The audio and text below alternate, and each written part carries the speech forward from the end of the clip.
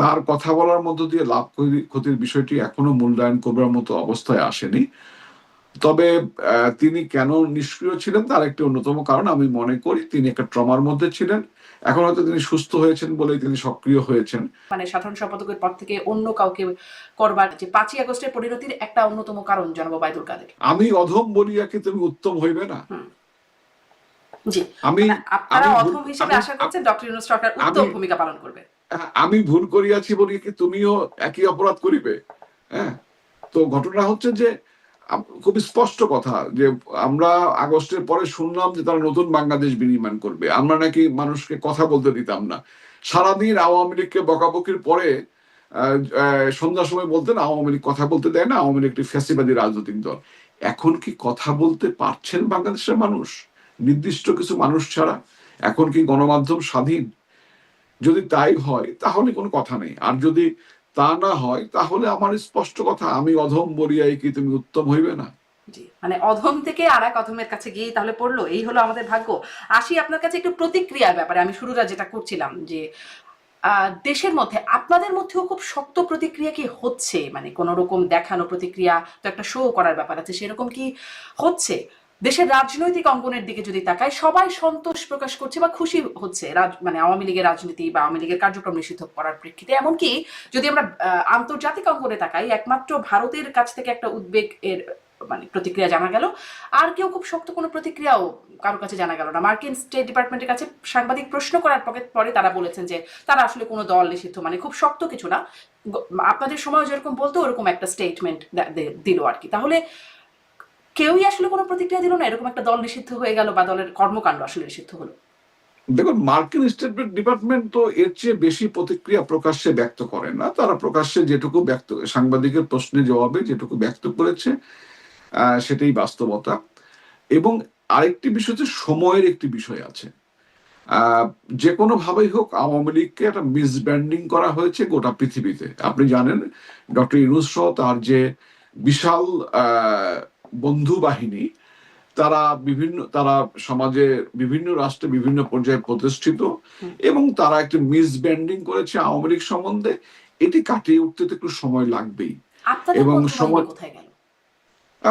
আমাদের বন্ধু বাহিনী বলতে তো এখন আজকের যে বিশ্ব রাজনীতি, সেই বিশ্ব রাজনীতিতে যে প্রবলেমটি সেটা হচ্ছে যে জাতিসংঘ বা নিয়ন্ত্রকরা যাহা চান তাহার বাহিরে অবস্থান করে খুব বেশি বন্ধু পৃথিবীতে থাকবে, এটি এখন আর ভাবার কোনো অবকাশ নেই। আমাদের নেতা শেখ হাসিনা বঙ্গবন্ধু কন্যা, জাতির পিতার কন্যা, তিনি তো আর দেশটা বিক্রি করার সিদ্ধান্ত নিতে পারেন না।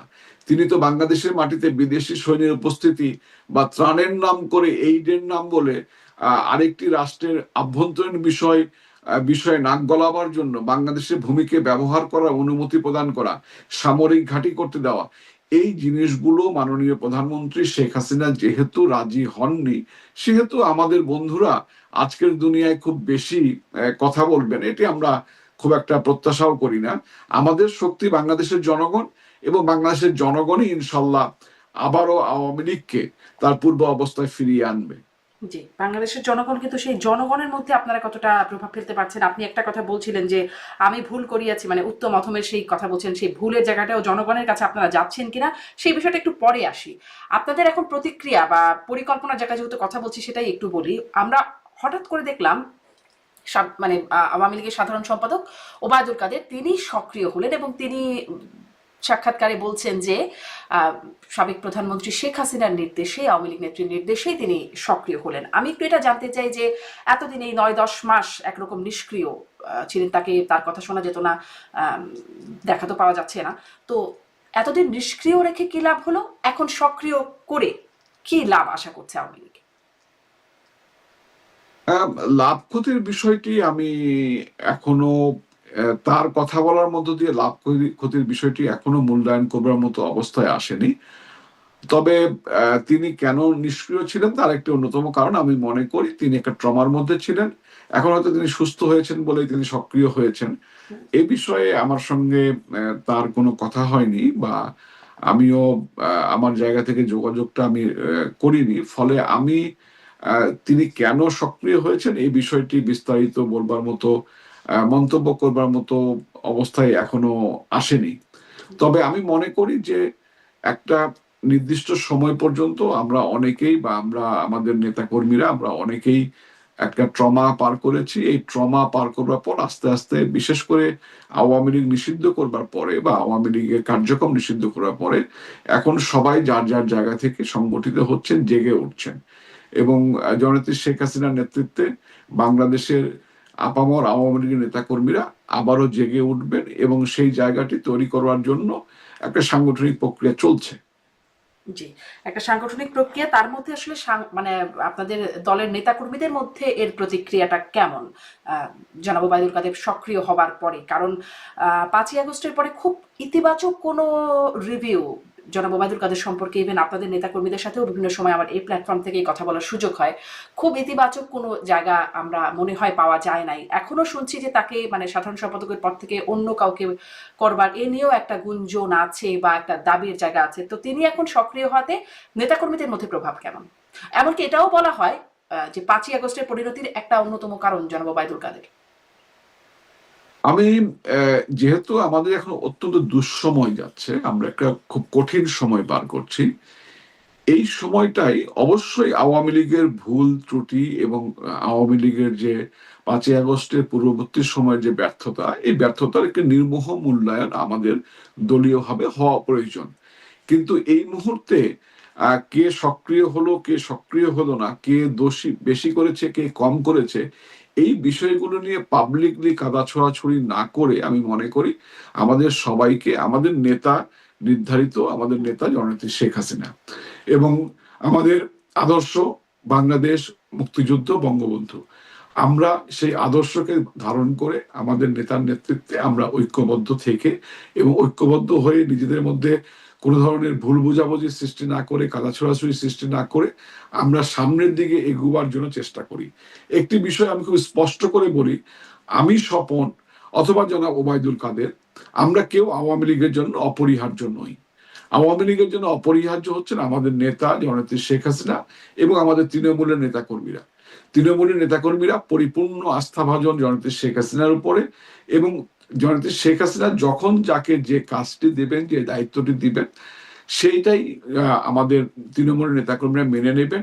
এইখানে আমি বা জনাব ওবায়দুল কাদের অথবা অন্য কোনো রাজনৈতিক নেতা আমরা কেউই অপরিহার্য নয়। আমরা দলের দায়িত্ব পালন করেছি, দায়িত্ব পালন করছি, আমাদের অবশ্যই সফলতাও আছে ব্যর্থতাও আছে। রাজনীতি করতে গেলে সফলতাও থাকবে ব্যর্থতা থাকবে। আমি এই প্রসঙ্গে শেরে বাংলা একে ফজলুল হকের একটি উক্তি আপনাকে আপনার সামনে উপস্থাপন করতে চাই। সেটি হচ্ছে শেরে বাংলা একে ফজলুল হক বলেছিলেন, সমাজে যে ব্যক্তির কোনো শত্রু নাই সেই ব্যক্তি সামাজিক নয়। অর্থাৎ সেই ব্যক্তি সত্যকে সত্য মিথ্যাকে মিথ্যা বলেন না। তো আপনার রাজনৈতিকভাবে যেমন একজন নেতা বিতর্কিত হন, একজন নেতার সমর্থকও থাকে এবং এই সমর্থক এবং বিতর্কিতের বিষয়টি এটি সবসময় আবার একরকমও থাকে না। আজকে যাকে সবাই ধন্য ধন্য করছেন কালকে তাকে নিন্দাবাদ দেন, আবার কালকে যাকে নিন্দাবাদ দিচ্ছেন পরশু তার জন্য ধন্য ধন্য করেন। এই ধরনের অসংখ্য উদাহরণ বাংলাদেশ সহ গোটা পৃথিবীতে রয়েছে।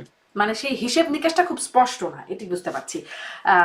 আমি একটু এটা শুনি যে তিনি যে সাক্ষাৎকার দিচ্ছেন ভারতীয় একটি গণমাধ্যমে সাক্ষাৎকারে তিনি বলছেন, ওবায়দুল কাদের বলছেন 3 মাস বাংলাদেশেই তিনি ছিলেন, অভ্যুত্থানের 3 মাস, এবং তিনি বলছেন যে সেখানে তিনি আসলে লক্ষ্য করছিলেন যে সেখানে থেকে কিছু একটা করা যায় কিনা। সেখানে অনেক শ্রমিক অসন্তোষ, কর্মচারীদের অসন্তোষ, বিশেষ করে গার্মেন্টস শ্রমিকদের অসন্তোষের কথা বলছেন এবং তারা রাস্তায় নেমে আসছে, এদের সাথে যোগাযোগ করে কিছু করা যায় কিনা সেই বিষয়টা তিনি চিন্তা করছিলেন, লক্ষ্য করছিলেন। আমি একটু এখানে জানতে চাই যে এদের সাথে অসন্তুষ্ট গ্রুপের সাথে, আন্দোলনরত গ্রুপের সাথে যোগাযোগ করে কি করা যেতে পারে রাজনীতিতে? এই ডক্টর ইউনূস সরকার যেমন বারবার অভিযোগ করছে পরাজিত শক্তির ইন্ধনে তাদের কাজ করা কঠিন হয়ে যাচ্ছে, আন্দোলন করা মানে আন্দোলনগুলো এভাবে হচ্ছে, তাহলে কি সেটি একরকম প্রমাণিত হয়? মানে এটা একটু স্পষ্ট হতে চাই, আপনি বোঝেন কিনা যে অসন্তুষ্ট শ্রমিকদের সাথে যোগাযোগ করে, আন্দোলনরত শ্রমিকদের সাথে যোগাযোগ করে কি করতে চাচ্ছিলেন তিনি? আসলে তিনি যে কথাটি বলেছেন তিনি ভাবছিলেন, তিনি করেছেন কথাটি বলেননি। আমি যেটা স্পষ্ট করে শুনেছি তিনি ভাবছিলেন, কিন্তু তিনি যে অবস্থায় 5ই আগস্টের পরে তার যে অবস্থান ছিল, তার যে গোপন অবস্থান ছিল, সেই অবস্থানে থেকে তিনি আদৌ কারোর সঙ্গে যোগাযোগ করতে পেরেছেন এটা আমি বিশ্বাস করি না। বিশেষ করে দেশের অভ্যন্তরে তো যোগাযোগ করার প্রশ্নই আসে না, কারণ টেলিফোনগুলো বা যে মাধ্যমে তিনি যোগাযোগ করতেন সেই মাধ্যমগুলো মোটেও সিকিউর ছিল না। তিনি গ্রেফতার হতেন, এটা খুব স্বাভাবিক ব্যাপার। তিনি চিন্তা করছিলেন, তিনি একজন বীর মুক্তিযোদ্ধা, এর আগেও তিনি লড়াই সংগ্রাম করেছেন, 75-এ পরে ছাত্রলীগের প্রেসিডেন্ট ছিলেন, তখনও লড়াই সংগ্রাম করেছেন। সুতরাং তিনি চিন্তা করেছেন এবং তিনি একই সঙ্গে রাজনীতিবিদ এবং একটু লেখালেখি উনি ভালোই করেন, সাংবাদিকতা করেছেন, ফলে তার চিন্তার জগৎটি একটু অন্যরকম হতেই পারে এবং তিনি চিন্তা করেছেন, কিন্তু চিন্তা বাস্তবায়নের কোনো উদ্যোগ বা তিনি কারোর সঙ্গে যোগাযোগ করেছেন এ ধরনের কোনো তথ্য আমার কাছে নেই। এবং বাস্তবতা হচ্ছে বিভিন্ন শ্রেণী পেশার মানুষ যাদের যা অসন্তুষ্টি রয়েছে বা যারা যে কারণে রাস্তায় নেমেছেন বা রাস্তায় নামছেন, তাদের সঙ্গে রাজনৈতিক কোনো সম্পর্ক যুক্ত করলে সেটি যে ফলপ্রসূ হবে না এটি আমি মনে করি। এর সঙ্গে, কারণ যে লড়াইটা আওয়ামী লীগের, সেই লড়াইটা আওয়ামী লীগকে নিজেই করতে হবে, নিজের পায়ের উপর দাঁড়িয়ে নিজের হাঁটুর উপর ভর করেই করতে হবে। এখানে অন্য কেউ এসে বা অন্য কোনো শক্তি, বহিঃশক্তি বা দেশের মধ্যে কোনো শ্রেণী পেশা আমাদেরকে বিশেষভাবে সহযোগিতা করবেন এটা আমি বিশ্বাস করি না। আর এটি নিয়ে খুব বেশি ফলপ্রসূ কিছু এগোবে এটাও আমি মনে করি না। আওয়ামী লীগ তো যে কথাটি, যে অভিযোগটি করা হচ্ছে যে আমরা ষড়যন্ত্র করছি, আসলে আওয়ামী লীগ ষড়যন্ত্র করার মতো রাজনৈতিক দল নয় এবং আওয়ামী লীগ কখনো ষড়যন্ত্র করে না। আওয়ামী লীগ এমনকি এখন তো নিজেদের জীবন বাঁচানোই যেখানে কষ্ট, নিজেদের দল বাঁচানোই যেখানে লড়াই সংগ্রামের বিষয়, সেখানে আওয়ামী লীগ অন্য কোনো শক্তির সঙ্গে বা অন্য কোনো শ্রেণী পেশার সঙ্গে মিলে ষড়যন্ত্র করবে এই অবস্থাটাই আওয়ামী লীগের নেই। জি, এই অবস্থাটা আওয়ামী লীগের নেই, কিন্তু চেষ্টা তো আছে, যেটি ওবায়দুল কাদের বলছেন, চেষ্টা করছেন, লক্ষ্য করছেন যোগাযোগের।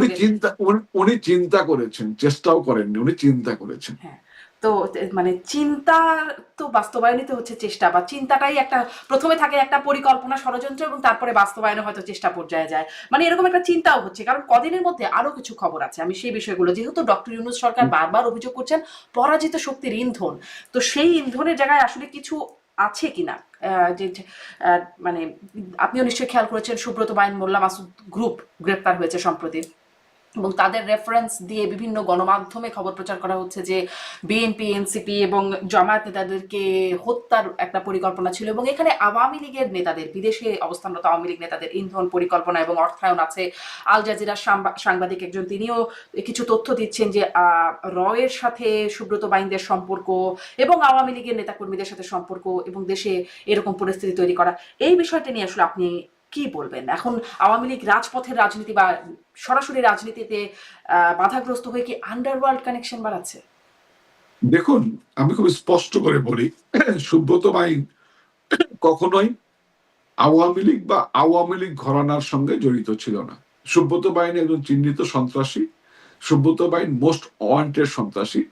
সুব্রত বাইন নামক এই সন্ত্রাসী উত্থান ঘটেছে বিএনপির হাত ধরে, তৎকালীন স্বরাষ্ট্রমন্ত্রী মতিন সাহেবের হাত ধরে এই সুব্রত বাইনের উত্থান ঘটেছে, এবং সুব্রত বাইন কখনোই আওয়ামী ঘরানার সঙ্গে সম্পৃক্ত ছিল না, এবং আওয়ামী লীগ আমলে সুব্রত বাইনদের মতো মাস্তানদের আমরা কখনোই বাংলাদেশে বিচরণ করতে দিইনি। হয় তারা বিদেশে পালিয়েছিল অথবা তারা কারাগারের অভ্যন্তরে ছিল, এর বাইরে তাদেরকে কোনোভাবে মুভমেন্ট করতে দেওয়া হয়নি এবং তাদের চাঁদাবাজিও করতে দেওয়া হয়নি, যার ফলশ্রুতিতে এই 5ই আগস্টের পূর্বে অনেক চাঁদাবাজ চক্রের ছোট ছোট বাহিনী ছোট ছোট সদস্যরা এই আন্দোলনে ভিতরে ঢুকে নাশকতামূলক কাজ করেছে, এটা সবাই জানে, এটা স্পষ্ট, এবং এটি নিয়ে গণমাধ্যমে অনেকবার এসেছে।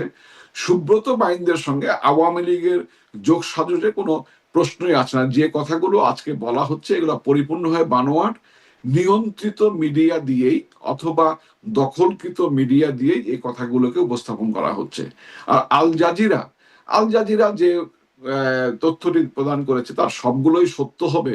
আল জাজিরা মধ্যপ্রাচ্যের সংবাদ মাধ্যম বলেই তারা যে একদম সহি সবকিছু বলে, বিষয়টা এরকম নয়। এবং এখানে অনেক স্বার্থ আছে এবং কাতার কেন্দ্রিক অনেক ধরনের মিটিংও হচ্ছে, অনেক ধরনের সমঝোতা হচ্ছে, কাতারের আমিরের বিশেষ বিমান ব্যবহৃত হচ্ছে, অনেক কিছুই হচ্ছে, যে কাজগুলো কখনোই আওয়ামী লীগের পক্ষে হয়নি এবং হচ্ছেও না। সুতরাং এইখানে যে তথ্যগুলো উপস্থাপন করা হচ্ছে এই তথ্যগুলোর সঙ্গে বাস্তবতার কোনো মিল নেই, এবং আওয়ামী লীগ কখনোই পেছনের দরজা বা কোনো মাস্তান সন্ত্রাসীকে ভাড়া করে বা তাদের দ্বারা অস্ত্রের মাধ্যমে ক্ষমতা দখল বা ক্ষমতার পালাবর্তনের পট পরিবর্তনের চেষ্টা করবে, এই ধরনের রাজনৈতিক কোনো সংস্কৃতি বা রাজনৈতিক কোনো চিন্তা চেতনা বা রাজনৈতিক কোনো অতীত আওয়ামী লীগের নেই। আওয়ামী লীগ জনগণের দল। দেখা গেল আওয়ামী লীগ ছাত্রলীগের মানে সমর্থক এবং আওয়ামী লীগ ছাত্রলীগ করা মানুষজন তারা অস্ত্র হাতে পুলিশের সাথে ছিল তো রাজপথে। এখানে আওয়ামী লীগ ছাত্রলীগের সদস্যরা পুলিশের সঙ্গে অস্ত্র হাতে ছিল, বিষয়টি আমার কাছে তথ্য নির্ভর নয়। বরং আমরা যে জায়গাটি ভুল করেছি সেটি হচ্ছে আমাদের আস্তিনের নিচে অনেক জামাত বিএনপি বা সন্ত্রাসীরা অনেকে আশ্রয় গ্রহণ করেছিল পরিচয় গোপন করে। হেলমেট বাহিনী কখন কোন দিকে গেছে এর তো কোনো, হেলমেট বাহিনী তার ইচ্ছা মতো দুদিকেই কাজ করেছে, এবং আপনি আন্দোলনের পরেও ছাত্রলীগের কমিটিতে থাকা অনেকেই শিবিরের সদস্যদের নাম প্রকাশিত হয়েছে, তারা এখন প্রকাশ্যে রাজনীতি করছেন, এবং তারাও যে হেলমেট বাহিনীতে ছিলেন না বিষয়টি এরকম নয়। এরপরে আমি বলি, যদি আমরা আমাদের রাজনৈতিক দল কোনো ধরনের ত্রুটি করে থাকে, কোনো ধরনের ভুল করে থাকে, নিঃসন্দেহে একজন রাজনৈতিক কর্মী হিসাবে আমি ব্যক্তিগতভাবে এবং আমার রাজনৈতিক পরিচয় নিয়ে আমি ক্ষমা প্রার্থনা করি। কারণ কখনোই কোনোভাবেই আওয়ামী লীগের মতো রাজনৈতিক দল কোন সন্ত্রাস নির্ভরতার উপর বিশ্বাস করতে পারে না। কোন সন্ত্রাস নির্ভরতার সঙ্গে আওয়ামী লীগের সম্পর্ক থাকাটা আওয়ামী লীগের নীতি এবং আদর্শের পরিপন্থী। জি, যদি কোনো ভুল করে থাকেন, যদি কোনো ত্রুটি করে থাকেন, একই কথা ওবায়দুল কাদেরও বলেছেন, এই যদি শব্দটা বারবার সবাই আপনারা ব্যবহার করছেন কেন? আপনারা কি আপনারা কি এখনো পরিষ্কার হতে পারেন না যে আপনাদের ভুল আছে? আমি কিন্তু এর আগেও আমি এর আগেও একটু টসতে বলেছি, আমি যদি শব্দটির প্রতি বেশি আকৃষ্ট নয়, হয়তো কথা প্রসঙ্গে যদি শব্দটা এসে যেতে পারে। আমরা জামাতের কাছ থেকেও শুনেছি ৭১ যদি কোনো অপরাধ করে থাকে, অন্যায় করে থাকে তাহলে মাফ চাইবো। আমি খুব স্পষ্ট করে বলি একটা রাজনৈতিক কর্মী হিসাবে, আমি আমার নির্বাচনী এলাকায়ও একাধিকবার আমার নির্বাচনী এলাকার মানুষের কাছে, কারণ আমি ওই এলাকার এমপি ছিলাম, জনগণের কাছে আমি দায়বদ্ধতা ছিল এবং এখনো আছে, সেই মানুষগুলোর কাছে আমি যখন ক্ষমতায় ছিলাম তখনও বা নির্বাচনের পূর্বেই শুধু নয়, সবসময় আমি এই কথাটি বলতাম এবং আজকেও এই কথাটি স্পষ্ট করে বলি দেশবাসীর উদ্দেশ্যে, আমি একজন মানুষ। আওয়ামী লীগের প্রত্যেকটি নেতাকর্মী একজন মানুষ এবং বাঙালি। বাঙালির যত গুণ আছে আওয়ামী লীগের মধ্যেও আছে, বাঙালির যত দোষ আছে আওয়ামী লীগের মধ্যেও আছে। 15 বছর 16 বছর আমরা ক্ষমতায় ছিলাম, রাষ্ট্র পরিচালনা করেছি, আমাদের অসংখ্য অগণিত ভালো কাজের সঙ্গে আমাদের অসংখ্য ত্রুটিও হয়েছে, অসংখ্য ভুলও হয়েছে। আমরা নেতারা ভুল করেছি, আমাদের কর্মীরা ভুল করেছে, আমাদের নীতির মধ্যে ভুল ছিল, আমাদের কর্মের মধ্যে ভুল ছিল। আমি সমস্ত বলবেন যে সবচেয়ে উল্লেখযোগ্য বা সবচেয়ে মারাত্মক ভুল ত্রুটি বা আমি শেষ করে নিই। আমি শেষ করে নিই। আমার সমস্ত ভুলের জন্য আমি বিনীতভাবে ক্ষমা প্রার্থনা করি। আমি মানুষও না, আমি ফেরেশতাও না, আমি শয়তানও না, আমি ফেরেশতাও না। ফেরেশতা কখনো মন্দ কাজ করে না, শয়তান কখনো ভালো কাজ করে না। মানুষ হিসাবে ভুল ত্রুটি থাকবেই, কাজ করতে গেলে ভুল ত্রুটি হয়। আমি তো মনে করি আমাদের সবচেয়ে বড় ভুলটা হচ্ছে আমাদের বাক্য বাণে এক ধরনের, এটাকে বলবো, এই শব্দটি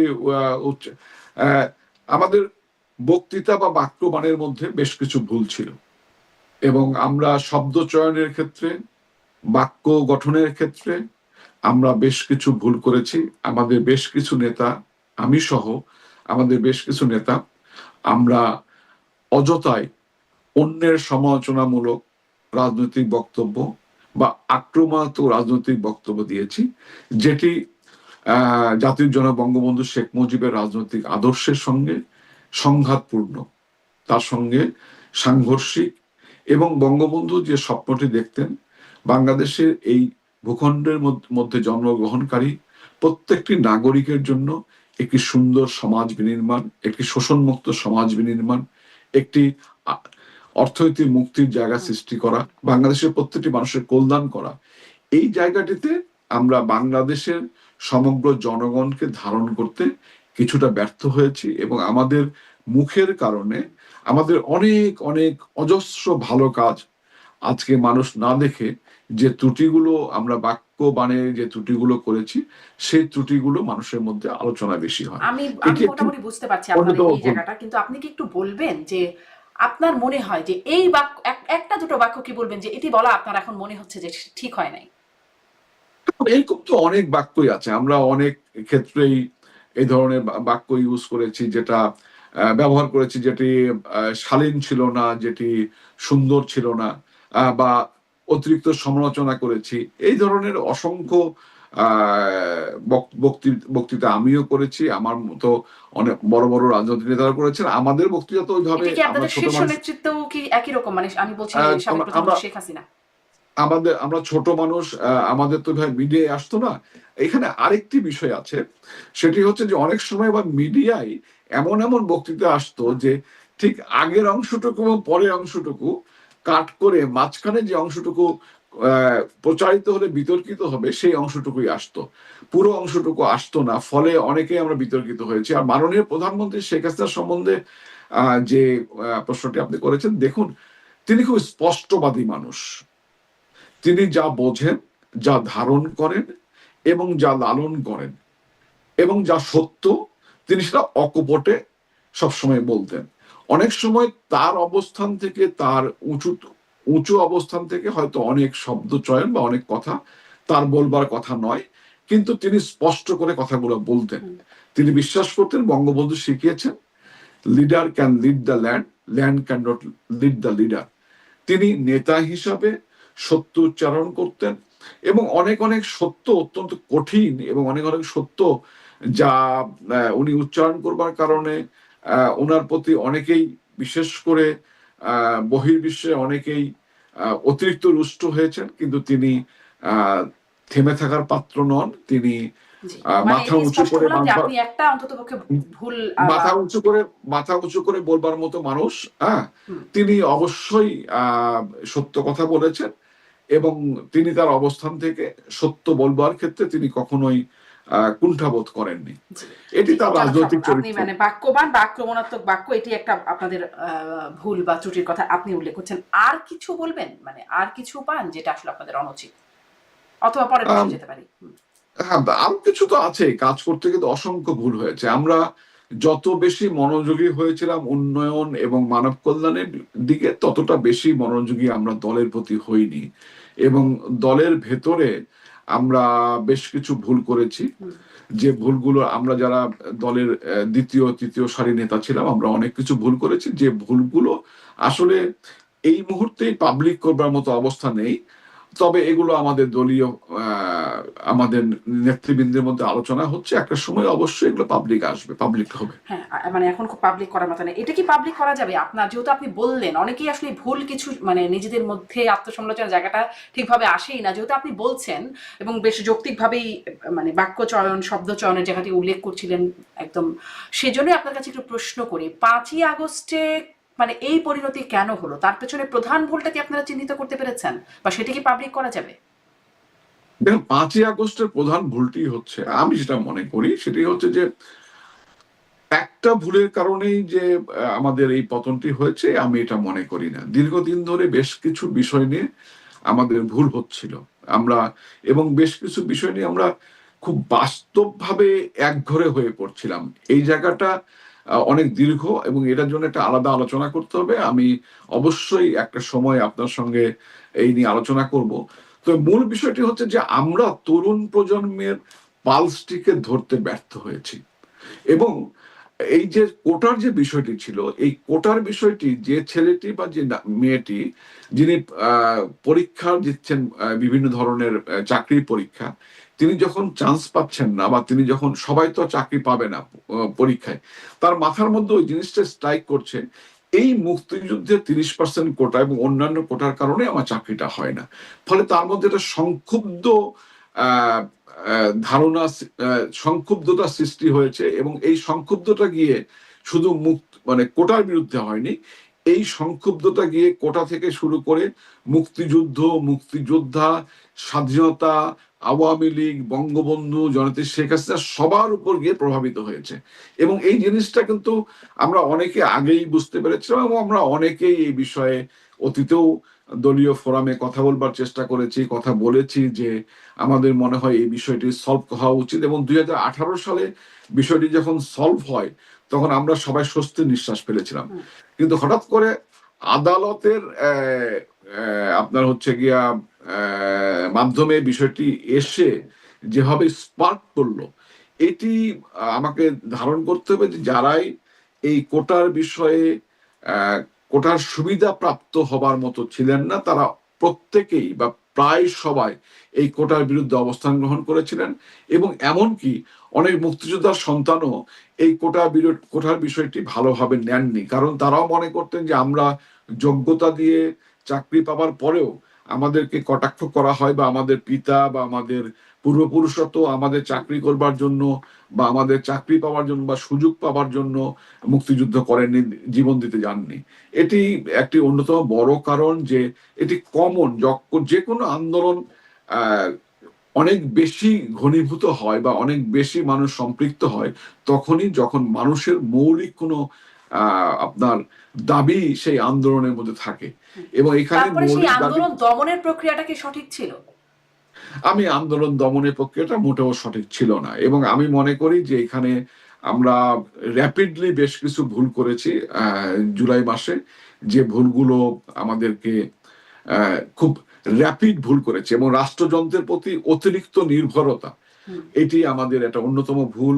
এবং আমাদের কথাবার্তা, আমাদের বক্তৃতা বিবৃতি এবং আমাদের কর্মকাণ্ডে বেশ কিছু আমরা ভুল করেছি, যে ভুলের পরিণতি আজকে আমাদের ভোগ করতে হচ্ছে। জি জনাব স্বপন, অনেক ধন্যবাদ। অনেকটাই স্পষ্ট উচ্চারণ। নিশ্চয়ই যখন পাবলিক করার সময় হবে, আপনি বলছিলেন যে বলবেন এই বিষয়গুলো, নিশ্চয়ই তখনও কথা বলে আরেকটু জানবার সুযোগ হবে যে আপনারা নিজেদের আত্মসমালোচনা বা নিজেদের ভুলগুলো কিভাবে বের করছেন। একটু আসি যে সম্প্রতি মানে আমরা যদি দেখি যে গেল 25শে ফেব্রুয়ারি সেনাপ্রধান যখন একটা বক্তব্য রাখছিলেন তখন তিনি বলেছিলেন ইনক্লুসিভ নির্বাচনের কথা। তারপরে 21শে মে আবার তিনি কথা বললেন তার অফিসার্সদের উদ্দেশ্যে। সেখানে আমরা জানতে পারছি যে তিনি বলছেন ডিসেম্বরেই নির্বাচন হতে হবে, কিন্তু তখন আর তিনি ইনক্লুসিভ শব্দটা ব্যবহার করেন নাই। এবং ততদিনে ইতোমধ্যেই আওয়ামী লীগের কার্যক্রম নিষিদ্ধ হয়ে গেছে। এটি আসলে আপনাদের জন্য কেমন বার্তা? দেখুন, সেনাপ্রধান তিনি একটি খুব ভার্নারেবল জায়গায় এখন দাঁড়িয়ে আছেন। তার তার তার শক্তি হচ্ছে তিনি সেনাপ্রধান, এবং তার দুর্বলতা হচ্ছে তিনি মাননীয় প্রধানমন্ত্রী শেখ হাসিনার আত্মীয়, দুঃসম্পর্কের আত্মীয়। এই জায়গাটি নিয়ে তাকে মিসব্যান্ডিং করা হচ্ছে, এবং মিসব্যান্ডিং করবার কারণে তিনি স্পষ্ট করে অনেক কথাই বলতে পারছেন না। তারপরেও তিনি সাহস করে অনেক কথা বলেছেন, এবং তিনি একটি সাংবিধানিক পদে রয়েছেন। সংবিধানকে সমুন্নত রাখা, সংবিধানকে রক্ষা করবার শপথ নিয়েই তিনি সেনা সদস্য হিসাবে এবং দেশের প্রতি ইঞ্চি মাটির সার্বভৌমত্ব রক্ষার জন্য তিনি সেনাপ্রধান হিসাবে সেনা সদস্য হিসাবে তিনি শপথ নিয়েই তিনি সেনাবাহিনী প্রবেশ করেছেন। তারপর ধাপে ধাপে সেনাপ্রধান হয়েছেন। সেনাবাহিনীর প্রত্যেকটি সদস্যের, দেশপ্রেমী সেনাবাহিনীর প্রত্যেকটি সদস্যের দায়িত্ব এই তার শপথের পর বলিয়ান থেকে দেশকে বহিঃশত্রুর হাত থেকে যেমন রক্ষা করা, তেমনি দেশের অভ্যন্তরীণ নিরাপত্তা ব্যবস্থাকেও সবসময় নজরে রাখা। তিনি ইনক্লুসিভ নির্বাচনের কথা বলেছেন, তিনি ডিসেম্বরের মধ্যে নির্বাচনের কথা বলেছেন। এটি তার সঙ্গে সরকারের বোঝাপড়ার বিষয়। তবে আমি যেটা বুঝি একজন রাজনৈতিক কর্মী হিসাবে, সেটি হচ্ছে যে নির্বাচন যখনই হবে তখনই নির্বাচনটি ইনক্লুসিভ হবে, এবং আওয়ামী লীগকে বাদ দিয়ে বাংলাদেশের নির্বাচনটি হবে না, এটি বাস্তবতা। এবং আওয়ামী লীগকে যেহেতু ভুলটি হয়েছে, সেই ভুলটি আবার নতুন করে আবার মঞ্চস্থ হোক, এটি নিশ্চয়ই আমাদের যারা উন্নয়ন সহযোগী বা যারা যেসব দেশ আমাদের নিয়ে কনসার্ন, তারা কেউই চান না যে এই ধরনের আবার কোনো বিতর্কিত নির্বাচন বা একটা খুব মজার ব্যাপার এখানে আছে জনাব স্বপন, প্রশ্নবিদ্ধ হোক। হ্যাঁ, মজার ব্যাপারটা যেটা আমি লক্ষ্য করেছি আপনার সাথে আপনাকে বলি যে উন্নয়ন সহযোগিতার মধ্যে যুক্তরাষ্ট্রকে আমরা আপনারা যখন ক্ষমতায় ছিলেন নির্বাচনের আগে আগে বারবার বিশেষ করে 24 নির্বাচনের আগে বলেছি, আমরা শুনতে মানে আমরা শুনেছি তারা বলছেন যে ইনক্লুসিভ নির্বাচন, ফ্রি ফেয়ার ইনক্লুসিভ নির্বাচনের কথা বলেছেন। এখন আসলে সেই বিষয়ে যুক্তরাষ্ট্রকে খুব আর সক্রিয় হতে দেখা যায় নাই। আবার বিপরীত দিকে ভারতকে আমরা কখনো ইনক্লুসিভ নির্বাচনের কথা বলতে শুনি নাই। এখন ভারত বলছে ইনক্লুসিভ নির্বাচন তারা দেখতে চায়, মানে উল্টে গেল পরিস্থিতি। এই পরিবেশের কারণে তো, ভূ রাজনৈতিক কারণে তো অনেক কথাই উল্টে যায়। হ্যাঁ, যদি বাংলাদেশ টিকে থাকে, যদি বাংলাদেশ নামক রাষ্ট্রটির সার্বভৌমত্ব অক্ষুণ্ণ থাকে, যদি বাংলাদেশ খুব অদূর ভবিষ্যতে কোনো পরাশক্তির আপনার হচ্ছে যুদ্ধক্ষেত্রে পরিণত না হয়, যে আশঙ্কাটি রয়েছে সেটা না হয়, বাংলাদেশে অবশ্যই নির্বাচন হবে এবং সেই নির্বাচন আওয়ামী লীগ সহই হবে, আমি রাজনৈতিক কর্মী হিসেবে মনে করি। এবং আমি যতটুকু রাজনীতি বুঝি তাতে মনে করি আওয়ামী লীগ সহই নির্বাচন হবে। এবং এরপরেও আমি সবচেয়ে খারাপ সিনারিওটা বলছি যে আওয়ামী লীগকে বাদ দিয়ে নির্বাচন করবেন, সবচেয়ে খারাপ সিনারিওটাই বলছি। আওয়ামী লীগকে বাদ দিয়ে নির্বাচন করলেও সেই নির্বাচনে জনগণের ভোটাধিকার বা জনগণের অংশগ্রহণ কতটুকু হবে, এটি যদি আওয়ামী লীগকে বাদ দিয়ে নির্বাচন করে তাহলে দেখতে পাবেন। আর যদি আমরা সুযোগ পাই নির্বাচন করার মতো, যে সুযোগটি ধরেন স্বতন্ত্র প্রার্থী হওয়ার মতো সুযোগ পায়, আমি জানি যে আওয়ামী লীগের কোনো বড় নেতাকে স্বতন্ত্র প্রার্থী হতে দেওয়া হবে না। নির্বাচনের আগেই আইয়ুব খানের স্টাইলে আমাদেরকে বিভিন্ন মামলায় শাস্তি দিয়ে বিভিন্ন ভাবে আমাদেরকে নির্বাচন অযোগ্য ঘোষণা করা হবে। কিন্তু আওয়ামী লীগ স্টাইলও তো বলা যায়, মানে আওয়ামী লীগ তো আওয়ামী লীগ তো করেছে। না, আওয়ামী লীগ তো সবাইকে নির্বাচন অযোগ্য ঘোষণা করেছে এরকম কোনো বিষয় নেই। হ্যাঁ, আওয়ামী লীগ নিয়ম মেনে যে কাজটি করেছে। এবং আরো বলছি যে আমি এই নিয়ে আপনার সঙ্গে তর্কে যাব না, শুধু এইটুকুই বলি, আমি অধম বলিয়া কি তুমি উত্তম হইবে না। তো যে জায়গাটি বলছিলাম সেটা হচ্ছে যে আওয়ামী লীগের প্রত্যেকটি নির্বাচনী এলাকায় নির্বাচন করবার মতো কমপক্ষে 10 জন মানুষ আছেন, এবং একজনকে না দিলে আরেকজনকে না দিলে আরেকজন যদি স্বতন্ত্র নির্বাচন করেন, আমি জানি সে নির্বাচনে সারা বাংলাদেশে স্বতন্ত্র প্রার্থী হিসাবে একই মার্কা আমরা পাবো না, এটাও জানি। আমাদের প্রার্থীদেরকে অযোগ্য ঘোষণা করার চেষ্টা করে, একদম চূড়ান্ত প্রার্থী তালিকা হবার পরে, প্রকাশিত হবার পরে, ব্যালট পেপার ছাপানোর পরে তো একটা মার্কা আসবে। এখন জননেত্রী শেখ হাসিনা যদি বলেন পঞ্চগড়ে আমার মার্কা আনারস, পঞ্চগড় 1-এ, পঞ্চগড় 2-এ আমার মার্কা মই, ঠাকুরগাঁ 1-এ আমার মার্কা হচ্ছে গিয়া উড়োজাহাজ, ঠাকুরগাঁ 3-এ আমার মার্কা হচ্ছে গিয়া ট্রাক, কক্সবাজার 1-এ আমার মার্কা হচ্ছে গিয়া আম। এইভাবেও যদি তিনি ভিডিও বার্তায় ভাষণ দেন, এরপরেও দেখবেন বাংলাদেশের মেজরিটি সিট জননেত্রী শেখ হাসিনার সমর্থিত প্রার্থীরা পেয়ে যাবেন, এটাই বাস্তবতা। এখানে এখানে জনগণ মূল্যায়ন করছেন, জনগণ দেখছেন, জনগণ আমাদের সরকার এবং বর্তমানে তুলনামূলক আলোচনা করছেন। বাংলাদেশের জনগণ অন্ধ নয়, বাংলাদেশের জনগণ অত্যন্ত সচেতন। মানে তার মানে কি আসলে কে বেশি অধম সেই বিশ্লেষণ করে জনগণ আসলে ভোট দেবে, যে অপেক্ষাকৃত কম অধমকে ভোট দিই, এরকম? জনগণ বেছে নেবেন তার প্রার্থীকে। জনগণ, যদি আপনারা গণতন্ত্রই প্রতিষ্ঠা করতে চান, গণতন্ত্র যদি আপনাদের মুখ্য উদ্দেশ্য হয়, তাহলে জনগণকে অবাধে ভোটাধিকার, আমরা যেহেতু খারাপ ছিলাম, জনগণকে অবাধে ভোটাধিকার প্রয়োগ করতে দেন। জনগণ কাকে ভোট দেয় সেটি প্রমাণ হোক। আওয়ামী লীগ যদি নির্বাচনে এতই খারাপ করবে, আওয়ামী লীগ যদি নির্বাচনে একদম তুলোধুনা হয়ে যাবে বা হোয়াইট ওয়াশ হয়ে যাবে, তাহলে তো আওয়ামী লীগকে নিষিদ্ধ করবার প্রয়োজন হতো না। আওয়ামী লীগকে ভোট করতে দিতেন এবং আওয়ামী লীগকে ভোটের মধ্য দিয়ে বাংলাদেশ থেকে বিদায় করে দিতেন।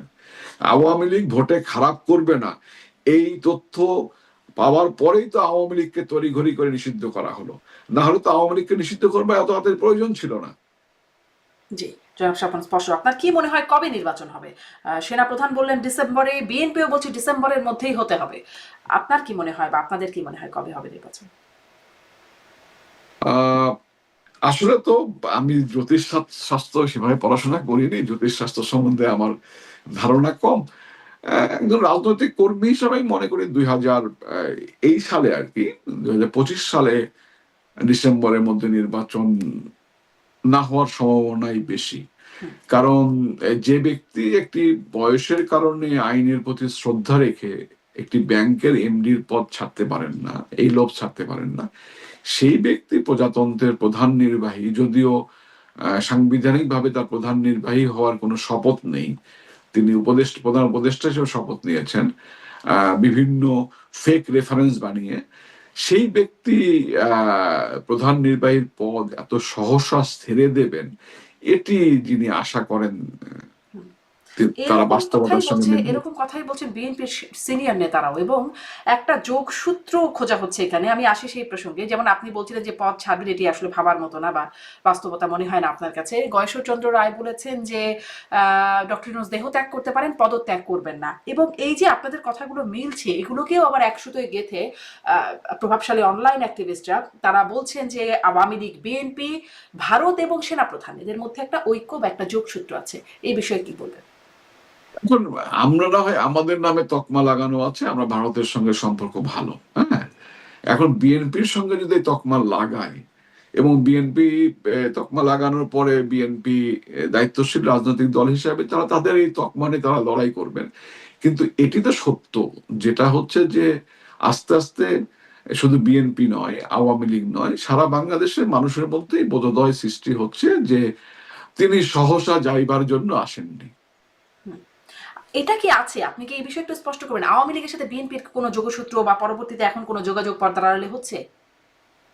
এখনো বিএনপির সঙ্গে আওয়ামী লীগের কোনো আনুষ্ঠানিক অনানুষ্ঠানিক কোনো কিছুই এখনো এই ধরনের কোনো যোগসূত্র বা যোগাযোগ এখনো স্থাপিত হয়নি।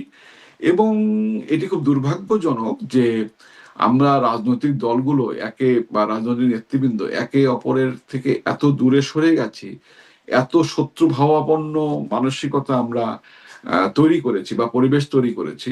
এটি সকল রাজনৈতিক দলের জন্যই এটি আমি মনে করি নেতিবাচক, রাজনীতিবিদদের জন্য নেতিবাচক। কারণ সমাজ গঠনের ক্ষেত্রে যেমন কবি, শিল্পী, সাহিত্যিক, বুদ্ধিজীবী, খেলোয়াড়, অভিনেতা, অভিনেত্রী, তারাও যেমন সমাজের মানুষ গঠনের ক্ষেত্রে, মনন গঠনের ক্ষেত্রে গুরুত্বপূর্ণ ভূমিকা রাখেন, রাজনৈতিক নেতৃবৃন্দ যেহেতু সমাজকে নেতৃত্ব দেন, রাজনৈতিক নেতৃবৃন্দ একটি সহনশীল সমাজ গড়বার ক্ষেত্রে একটি গুরুত্বপূর্ণ ভূমিকা রাখেন।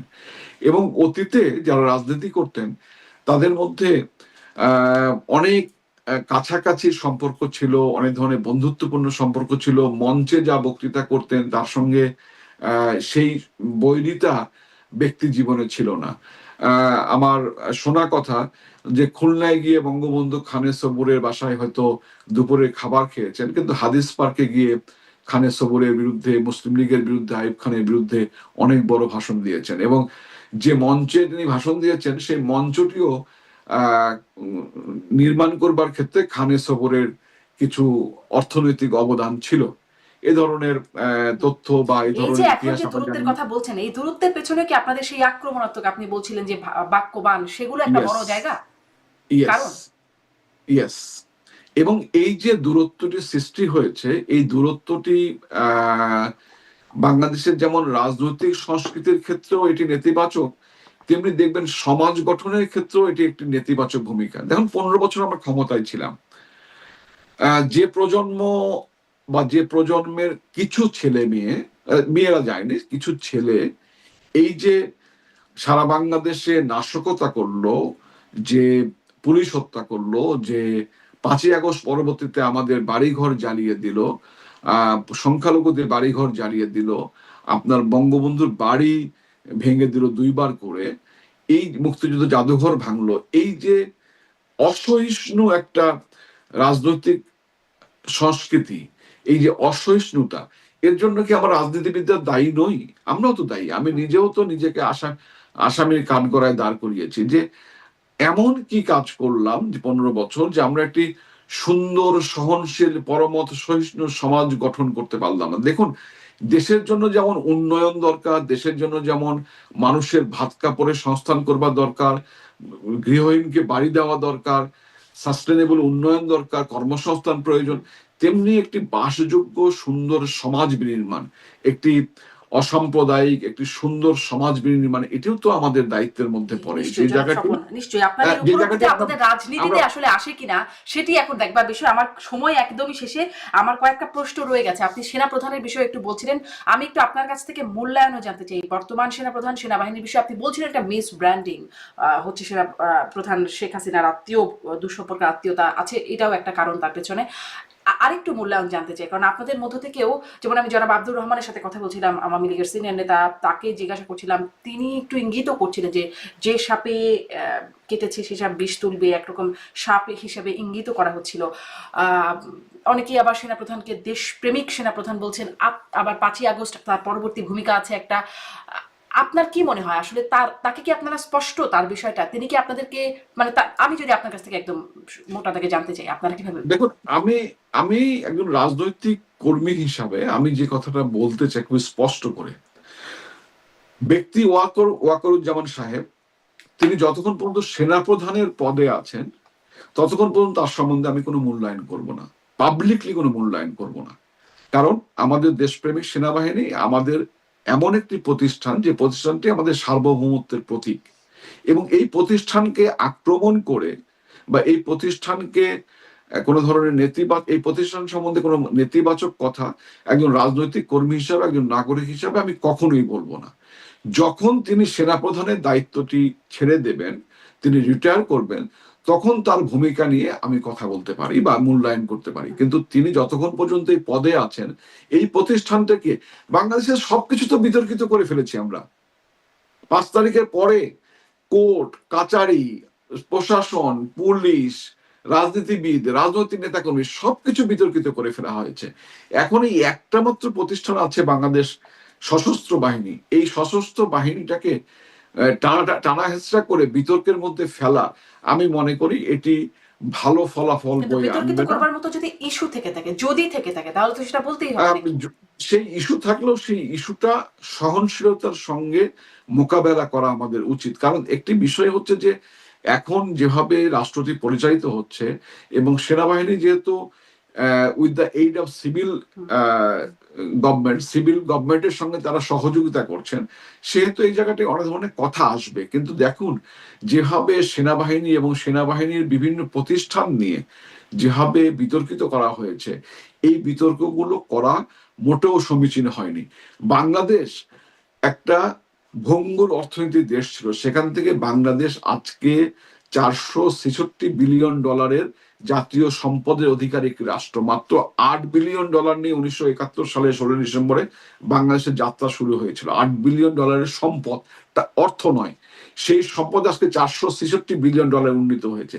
সেই অগ্রযাত্রায় প্রত্যেকটি নাগরিকের অবদান আছে, এবং বিশেষ করে গত 15 বছরে জননেত্রী শেখ হাসিনার নেতৃত্বে বাংলাদেশের যে অর্থনৈতিক অগ্রগতি হয়েছে, সেই অগ্রগতিতে বাংলাদেশ সশস্ত্র বাহিনীর একটি গুরুত্বপূর্ণ ভূমিকা রয়েছে, বাংলাদেশের পুলিশের গুরুত্বপূর্ণ ভূমিকা রয়েছে। তারা উৎপাদন করেন না, কিন্তু তারা উৎপাদন সহায়ক, শান্তি শৃঙ্খলা রক্ষা করবার জন্য তাদের একটি গুরুত্বপূর্ণ ভূমিকা রয়েছে। বাংলাদেশে যে জঙ্গিবাদের উত্থান হচ্ছিল, সেই জঙ্গিবাদের উত্থান মোকাবেলায় বাংলাদেশের পুলিশ, র্যাবের পাশাপাশি সেনাবাহিনীর একটি গুরুত্বপূর্ণ ভূমিকা রয়েছে। পালন করেছে। আমি একটু এই প্রতিষ্ঠানগুলোকে বিতর্কিত করা রাজনৈতিক স্বার্থে, আমি মনে করি যারাই করছেন তারা মোটেও সমীচীন কাজ করছেন না। বরং সরকার সেনাবাহিনীর মধ্যে যদি কোনো দূরত্বের সৃষ্টি হয়, সেই দূরত্বটি আমি মনে করি দায়িত্বশীল জায়গা থেকে আলোচনার মাধ্যমে সমাধান করাইটাই হচ্ছে উত্তম। জি, স্বপন একদম স্পষ্ট। কিন্তু দূরত্ব যদি সৃষ্টি হয়ে থাকে না, দূরত্ব সৃষ্টি হয়েছে। সেনাপ্রধান বনাম ডক্টর ইউনূস বা সরকারের একটা অবস্থান এখন একদম প্রকাশ্যে চলে এসেছে। আপনি বলছিলেন অর্থনৈতিক অগ্রগতির কথা, অভিযোগ আপনাদের উপর এভাবে আসে। হ্যাঁ, অনেক অর্থনৈতিক অগ্রগতি, কিন্তু এই অগ্রগতি আপনাদের নেতাকর্মীদের, আওয়ামী লীগের নেতাকর্মীদের বিশেষভাবে হয়েছে। একদম ছোট থেকে বড় নেতাকর্মীদের বিরুদ্ধে, আপনার বিরুদ্ধেও অভিযোগ আছে। আপনার হলফনামা বিশ্লেষণ করে প্রথম আলো বলছে যে আপনার কয়েক গুণ সম্পত্তি এর মধ্যেই 10 বছরে আপনার সংসদ সদস্য হবার পরে বেড়েছে।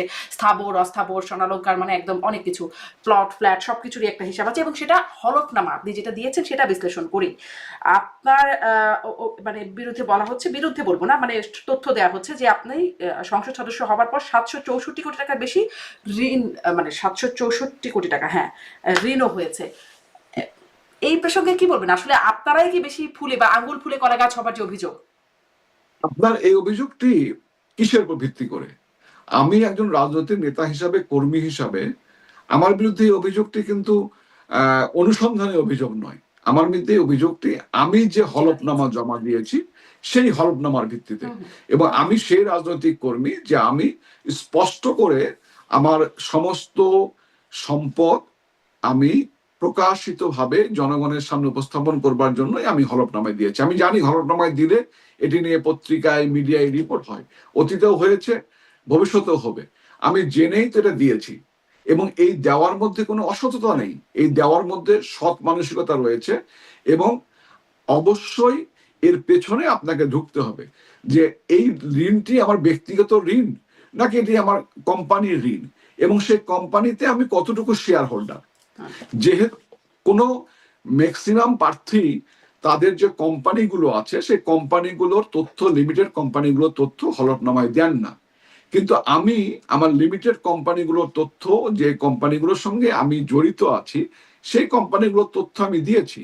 এবং ঋণ কখনো সম্পদ হয় না, ঋণ ঋণই, এবং এই ঋণ আমাকে পরিশোধ করতে হবে। এবং আমাদের যে কোম্পানির গুলোর অধীনে যে ঋণগুলো হয়েছে, আমরা খেলাফি কিনা, আমরা আত্মসাৎ করেছি কিনা, এটি আপনাকে দেখতে হবে, নাকি এটা বিনিয়োগ হয়েছে এবং সেখান থেকে নিয়মিত ঋণ পরিশোধ করা হচ্ছে, সুদ পরিশোধ করা হচ্ছে। এবং এই ঋণটি বাংলাদেশে কোনো ব্যাংকেরও নয়, এই ঋণটি বিশ্ব ব্যাংকের একটি প্রজেক্ট থেকে ঋণ নেওয়া। আমি দুটি প্রতিষ্ঠানের সঙ্গে জড়িত, কারণ প্রত্যেকটি রাজনীতিবিদেরই সৎভাবে জীবনযাপন করবার জন্য একটি সৎ উপার্জনের মাধ্যম খুঁজতে হবে, এবং আমি সৎভাবে জীবনযাপন করবার জন্য সৎ উপাদানে সৎ আয়ের মাধ্যম খুঁজতে গিয়ে আমি অন্য ব্যবসায়িক গ্রুপের সঙ্গে সম্পৃক্ত হয়ে আমি চেষ্টা করেছি, এবং কোথাও কোনো অনৈতিকভাবে সুবিধা নিয়ে নয়, বরং টেন্ডার করে দুটি ব্যবসা পেয়েছি, এবং সেই ব্যবসাগুলোর মধ্যে এই ঋণটি রয়েছে।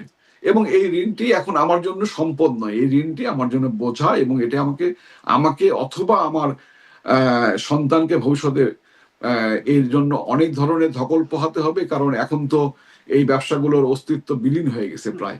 তো ফলে এইখানে ব্যক্তিগতভাবে লাভবান হওয়ার যে জায়গাটি, সেটা হচ্ছে আমার নিজের পেট আছে, আমার সন্তান আছে, আমার স্ত্রী আছে, আমার তাদের ভরণ পোষণ করতে হয় সৎ পয়সা দিয়ে। এছাড়াও রাজনীতিতে আমার ব্যয় আছে, সেখানেও আমাকে সৎ পয়সা দিয়ে আমাকে রাজনীতি ব্যয় করতে হয়েছে। সুতরাং আমি অবৈধভাবে কোনো ঘুষ খেলাম কিনা, কোনো মনোনয়ন বাণিজ্য করলাম কিনা, কোনো দলের পদ বাণিজ্য করলাম কিনা, এটি আমি অনুসন্ধান করবার জন্য বিনীতভাবে অনুরোধ করি। এবং এই ধরনের কোনো অপরাধে যদি আমি যুক্ত হই, অবশ্যই তার জন্য আমার শাস্তি হওয়া উচিত। কিন্তু উন্নয়নের যে জায়গাটি, এখনো আওয়ামী লীগের অসংখ্য নেতাকর্মী এখন 3 বেলা ভাত খেতে পারেন না, এবং যারা পালিয়ে আছেন তারা অনেকেই কোন রকমে একবেলা খাবার খেয়ে অনেকেই বেঁচে আছেন, অনেকেই জীবনযাপন করছেন, মানবেতর জীবনযাপন করছেন।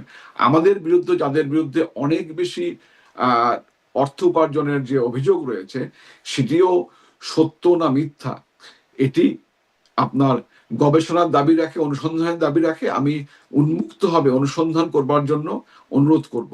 আর দেশের উন্নয়ন হয়েছে কি হয়নি, দেশের উন্নয়ন নিশ্চয়ই হয়েছে জনাব স্বপন। এই যে যেমন প্রথম আলোর আরেকটা খবর বলি, গত 12 এপ্রিলের একটা খবর, হ্যাঁ, বলছে যে কলকাতা, লন্ডন ও নিউ ইয়র্কে আওয়ামী লীগ নেতাদের বিলাসী জীবন, এরকম একদম কয়েকজন নেতার ছবি দিয়ে এই খবরটি প্রকাশ করছে। এই যে দেশের বাইরে, আসলেই তো নেতারা অনেকেই দেশের বাইরে অবস্থান করছেন, কিভাবে চলছেন দেশের বাইরে, কিভাবে বিলাসী জীবন বা যে জীবনই হোক না কেন, কিভাবে চলছেন? দেখুন, আমি একটা কথা বলি, প্রথম আলোর মতো একটি পত্রিকায় যে নিউজটি করেছেন তারা, এখানে বিলাসী শব্দটি ব্যবহার করার মধ্য দিয়ে তারা এক ধরনের জিঘাংসা চরিতার্থ করতে চেয়েছেন। যে সাংবাদিক বা যে বন্ধুটি রিপোর্টটি করেছেন, তিনি একটি জিঘাংসা চরিতার্থ করতে চেয়েছেন। প্রথম আলোর নীতির সঙ্গে এই বিলাসী শব্দটি কখনো যায় না। কখনো পলাতক জীবন বিলাসী হয় না।